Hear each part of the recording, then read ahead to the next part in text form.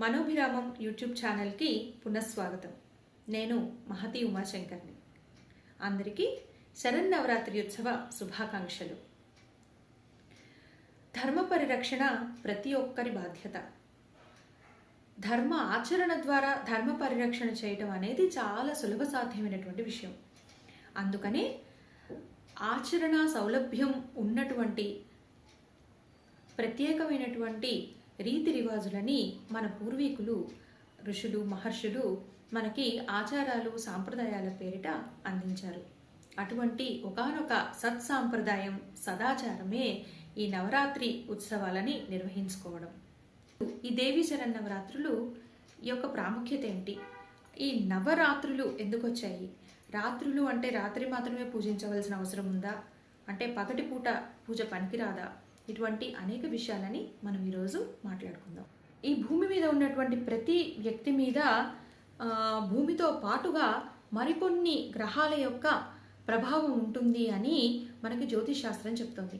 భూమి ఒక పెద్ద అయస్కాంతం కాబట్టి భూమి యొక్క ప్రభావానికి ఎలాగో మనం లోబడి ఉంటున్నాం ఆకర్షణ వికర్షణలకి అని మనకు అనుభవైక వేద్యమైనటువంటి విషయమే. ఇది కాకుండా భూమికి అతి సమీపంలో ఉన్నటువంటి చంద్రుడి యొక్క ప్రభావం మన మీద ఉంటుంది. అలాగే అత్యంత దూరంలో ఉన్నప్పటికీ భూమి మీద ఉన్నటువంటి అన్ని జీవక్రియలకి మూలాధారమైనటువంటి సూర్యుని యొక్క ప్రభావం కూడా భూమి మీద ఉంటుంది. కాబట్టి సూర్య చంద్ర భూ ప్రభావాలకు లోబడి ప్రతి మనిషి తన జీవనాన్ని గడుపుతాడు ఈ భూమి మీద. అయితే మనిషి యొక్క మనో ప్రవృత్తులని ఈ 3 గ్రహాలు ప్రభావితం చేస్తాయి అని మన పెద్దలు చెప్పారు.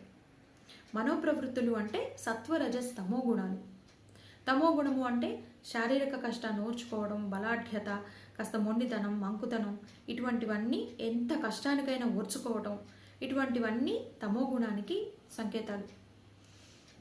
అలాగే రజోగుణంలో ఏదైనా సాధించాలనేటటువంటి పోరాట పటిమ, ఐహిక సుఖాల మీద వ్యామోహం, ఐశ్వర్యం మీద, సుఖ సంపదల మీద, సంతోషం మీద, భోగ భాగ్యాల మీద, ఇటువంటి వాటి మీద, వాహనాల మీద, రాజ్యాల మీద, ఇటువంటి వాటి మీద కాంక్ష, భౌతికమైనటువంటి విషయాల మీద కాంక్షను కలిగి ఉండడం రాజస ప్రవృత్తి.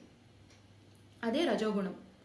అలాగే సత్వగుణంలోకి వచ్చేసరికి ఏదైనా కొత్త విషయాన్ని నేర్చుకోవాలి అనేటటువంటి జిజ్ఞాస, ముఖ్యంగా ఆధ్యాత్మిక పరమైనటువంటి చింతనని కలిగి ఉండడాన్ని సాత్విక ప్రవృత్తిగా చెప్పుకుంటాం. కొత్త విషయాన్ని నేర్చుకోవడం, పారమార్థిక విషయాలని మీద ఆసక్తిని కలిగి ఉండడం, ఇటువంటి విషయాలని మృదుత్వం, సున్నితత్వం, ఇటువంటి విషయాలను కలిగి ఉండడాన్ని మనం సత్వగుణాలుగా చెప్పుకుంటాం. ఈ 3 గుణాల మీద భూ సూర్య చంద్రుల యొక్క ప్రభావం ఉంటుంది. మనలో ఉన్న తమో గుణాన్ని భూతత్వం ప్రేరేపిస్తే మనలో ఉన్నటువంటి రజోగుణాన్ని సూర్యుడు ఉద్దీపనం చేస్తాడట. అలాగే మనలో ఉన్నటువంటి సత్వగుణాన్ని చంద్రుడు ప్రేరేపిస్తాడు. అందుకని సత్వగుణ సంపన్నతని పెంచుకునేటటువంటి ప్రయత్నమే మోక్ష సాధనా మార్గం కదా. కాబట్టి మోక్షాన్ని పొందాలని ఏ జీవి కోరుకోదు. అందుకని ఈ నవరాత్రులు ఎప్పుడైతే చంద్రుని యొక్క వెన్నెలలు పుష్కలంగా పరుచుకొని ఉంటాయో అటువంటి నవరాత్రులని, శరత్కాలంలో వచ్చేటటువంటి నవరాత్రులని మన మహర్షులు సాధనా మార్గానికి అనువైనటువంటి కాలంగా గుర్తించారు. అందుకని కొత్త విషయాలను నేర్చుకోవటం ఈ నవరాత్రుల కాలం నుంచి, శరన్నవరాత్రుల కాలం నుంచి ప్రారంభిస్తాం. ఏదైనా విద్యను నేర్చుకునేటప్పుడు లేదా ఏదైనా విషయంలో మనం R&D చేసేటప్పుడు, అంటే రీసెర్చ్ పరిశోధన చేసేటప్పుడు మనం ఏం చేస్తాం? ఎవరిని పూజిస్తాం? మొట్టమొదట సరస్వతీదేవిని. జ్ఞానేశ్వరి కాబట్టి సరస్వతీదేవిని మనం పూజిస్తాం. అటువంటి సరస్వతీదేవికి ఉన్నటువంటి పేరు శారద. కాబట్టి ఈ శరత్ కాలంలో శారద ఆరాధన చేస్తూ మనం కొత్త విషయాలను నేర్చుకుంటాం. కాబట్టి ఇవి శరన్నవరాత్రులుగా పేరు పొందాయి. తర్వాత నవరాత్రులు. నవ అంటే 9, పాడ్యమి నుంచి నవమి వరకు 9 రోజులు. కాబట్టి ఈ 9 రోజులు మన అభ్యున్నతి కోసం మనం ఉపయోగించుకుంటున్నాం కాబట్టి ఇవి నవరాత్రులు అయ్యాయి. 9ని పూర్ణ సంఖ్య అంటారు. ఇదే కాక ఇంకా నవ అంటే మరో అర్థం కొత్తదనము అని.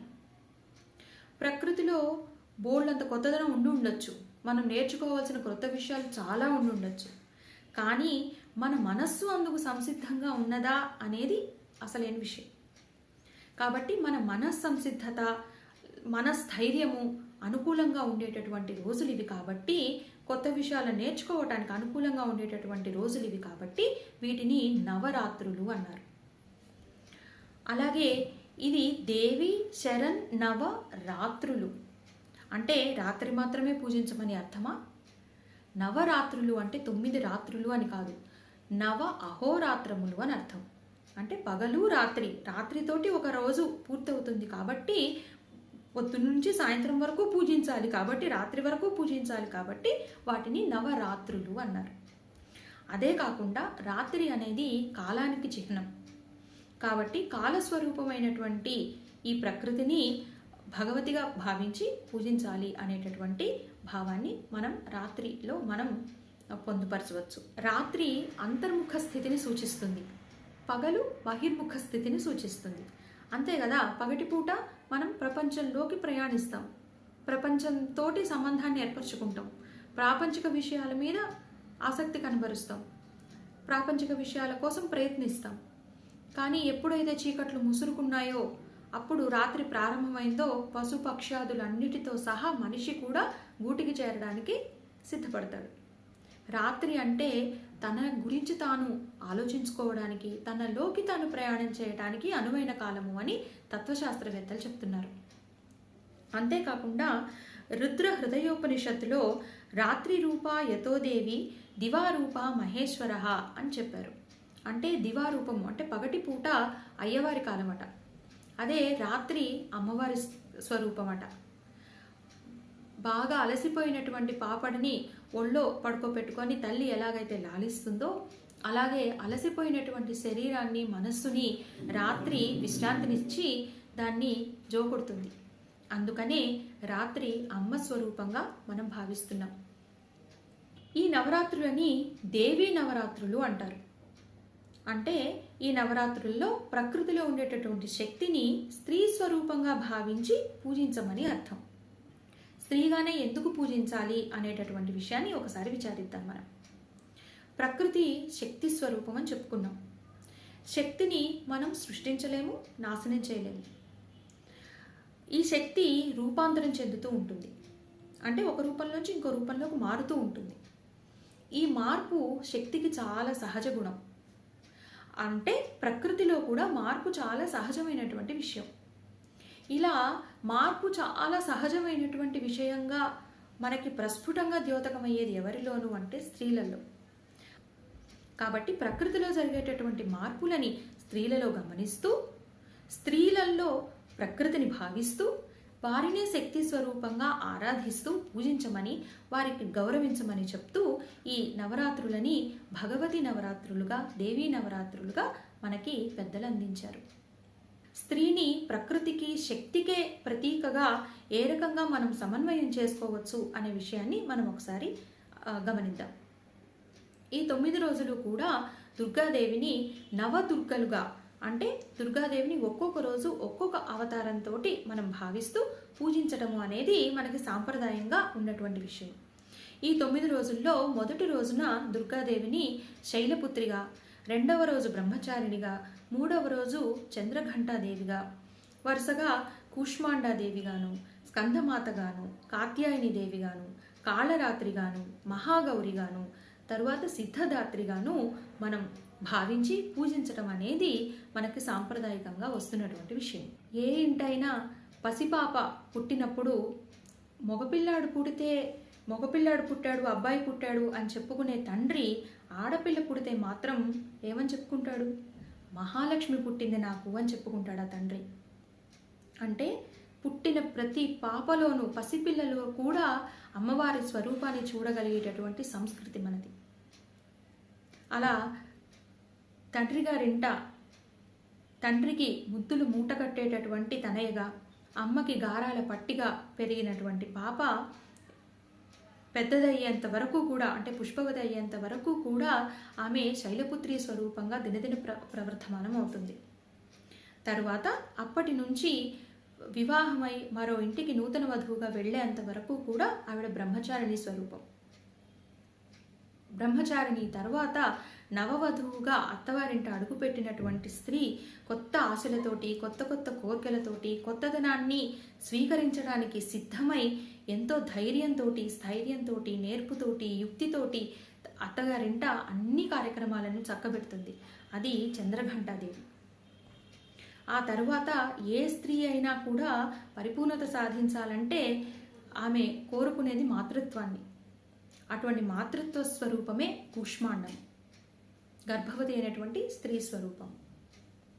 గర్భవతి అయిన తర్వాత 12 బిడ్డను ప్రసవిస్తే ఆమె స్కందమాతగా మారుతుంది. పిల్లల ఆలనా పాలన చూసుకోవటమే కాకుండా వారిని చక్కటి జ్ఞాన మార్గంలో పెంచేటటువంటి తల్లి కాత్యాయని. ఎంత జ్ఞాన మార్గంలో పెంచినా, ఎంత అల్లారముద్దుగా గోరుముద్దలు తినిపించినా బిడ్డడు ఎక్కడ తప్పుడు మార్గంలో నడుస్తాడో, ఎక్కడ తప్పటడుగు వేస్తాడో అంటూ అనుకొని కించిత్ కోపాన్ని, రవంత ఆవేశాన్ని చూపించేటటువంటి తల్లి కాళరాత్రి. ఏ స్త్రీకైనా కాస్త ఆవేశమో ఆగ్రహమో వచ్చింది అంటే అది కుటుంబ సంక్షేమం కోసము, పిల్లల బాగోగుల కోసమే కానీ స్త్రీ స్వతసిద్ధంగా సాత్విక స్వభావరాలే. పిల్లలు దినదిన ప్రవర్ధమానమయ్యి, పిల్లలు పెరిగి, వాళ్ళకి పెళ్ళిళ్ళయ్యి ఒక స్థాయికి వచ్చిన తరువాత అమ్మ హాయిగా కోడళ్లతోటి, మనవళ్లతోటి, అల్లుళ్లతోటి, మనవరాళ్లతోటి, వియ్యంకులతోటి, వియ్యపురాళ్లతోటి కబుర్లు చెప్తూ మహాగౌరీ స్థితిలో ఆ హుందాతనాన్ని సంతరించుకుంటుంది.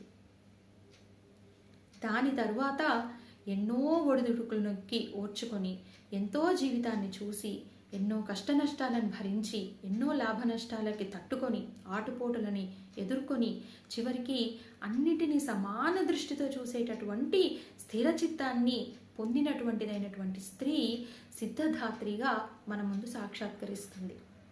అటువంటి పెద్దలు ఇంట్లో ఉంటేనే ఆ ఇంట్లో సిరి సంపదలు వెల్లివిరుస్తాయి.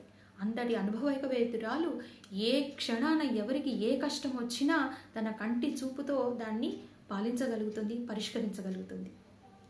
ఈ రకంగా పుట్టిన పాప నుంచి కూడా సిద్ధిని పొందేటటువంటి స్థితి వరకు కూడా స్త్రీ ప్రయాణంలో ఎన్నో ఎన్నో ఎన్నో మార్పులు, మలుపులు, ఇవన్నీ కూడా ప్రకృతి లక్షణాలే. ప్రతి స్థితిలో కూడా, ప్రతి మలుపులోనూ ఎంతో శక్తిని, ఎంతో స్థైర్యాన్ని ప్రదర్శిస్తే కానీ ఇన్ని మలుపుల గుండా స్త్రీ యొక్క ప్రయాణం సాగగలుగుతుందా? కాబట్టి స్త్రీ శక్తి స్వరూపిణి. పురుషుడు కార్యస్వరూపుడైతే దానికి కారణమైనటువంటి శక్తి స్త్రీది.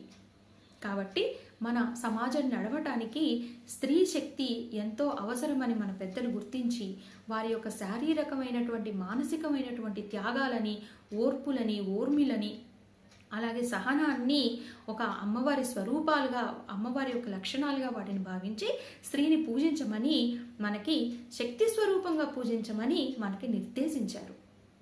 కాబట్టి ఈ శరన్నవరాత్రులలో ప్రతి స్త్రీని పూజించేటటువంటి సంస్కృతిని మరోసారి పునశ్చరణ చేసుకుంటూ అమ్మవారిని స్త్రీ స్వరూపంగా భావించి మనం పూజిద్దాం. మరో మంచి అంశంతో మనం కలుద్దాం. భారత్ మాతకి జై.